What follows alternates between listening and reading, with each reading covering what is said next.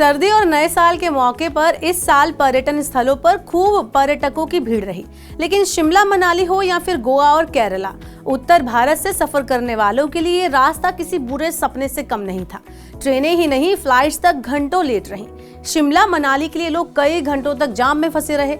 2 घंटे का सफर 20 घंटे का हो गया। होटलों की बुकिंग खाली हो गई। इससे नुकसान तो हुआ ही, साथ ही सैर सपाटे पर निकले लोगों का मजा भी किरकिरा हो गया।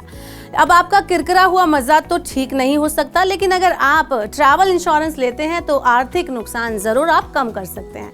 हालांकि भारत में ट्रैवल इंश्योरेंस का दायरा बढ़ रहा है, लेकिन अभी भी इसे लेने वाले काफी कम हैं।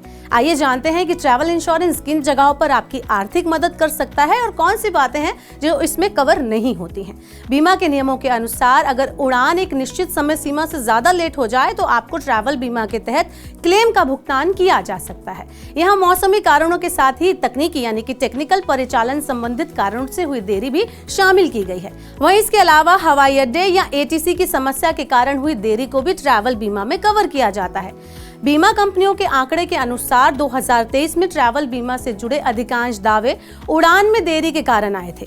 हालांकि ट्रैवल बीमा सिर्फ इतने तक ही सीमित नहीं है, इसे आपकी यात्रा से जुड़ी कई परेशानियों को ध्यान में रखकर डिजाइन किया गया है। यहाँ आपके महंगे सामान के खोने, पासपोर्ट गायब होने, कनेक्टिंग फ्लाइट या ट्रेन की देरी से टिकट बेकार चले जाने जैसी समस्याएं भी कवर की जाती हैं। जैसे कि अगर आपकी कनेक्टिंग फ्लाइट या ट्रेन छूट जाती है और इस वजह से आपको होटल में ठहरना पड़ता है या फिर महंगी फ्लाइट बुक करनी पड़ती है, तो ये सब ट्रैवल इंश्योरेंस में शामिल होता है।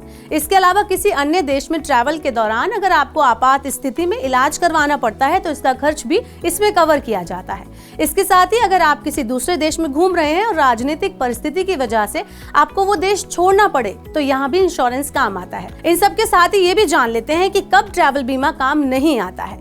मान लीजिए अगर ट्रैवल के बीच आपके पार्टनर से आपका मनमुटाव हो जाता है और आपकी ट्रिप बीच में खत्म हो जाती है तो इस नुकसान को बीमा में कवर नहीं किया जा सकता।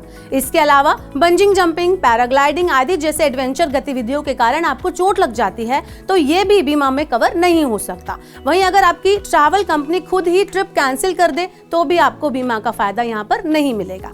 ज्यादातर कंपनियां आतंकी घटनाओं को कवर करती हैं, लेकिन अक्सर 2 देशों के बीच युद्ध को इसमें कवर नहीं किया जाता। अब जरा जान लेते हैं कि ट्रैवल बीमा कितना खर्चीला होता है। तो बता दें कि करीब $50,000 का बीमा आपके मंथली मोबाइल रिचार्ज से भी कम है। चलिए अगर मैं आपको इसको एक एग्जाम्पल के तौर पर समझाऊं तो एक 30 साल का व्यक्ति 4 दिन की थाईलैंड यात्रा के लिए 300 रुपए से भी कम में $50,000 की बीमा राशि के साथ यात्रा बीमा ले सकता है, जबकि कोई शेंगेन देशों के लिए, शेंगेन कंट्रीज के लिए 10,000 के बीमा राशि का 1 सप्ताह का यात्रा कवर 1,000 रुपए से भी कम में प्राप्त कर सकता है। यहाँ ध्यान रखने वाली बात यह है कि यात्रा बुकिंग होने के तुरंत बाद आपको यात्रा बीमा खरीदना होगा, तभी इसमें आपको ज्यादा कवरेज मिलेगा। ट्रैवल बीमा आमतौर पर सभी जनरल इंश्योरेंस कंपनियां कवर देती हैं। तो इस तरह से अगर आपको नहीं पता है कि यहाँ पर ट्रैवल बीमा भी होता है तो आपको जरूर जानना चाहिए और आपको कहीं पर भी ट्रैवल करने से पहले इस बीमा के बारे में जरूर पता होना चाहिए।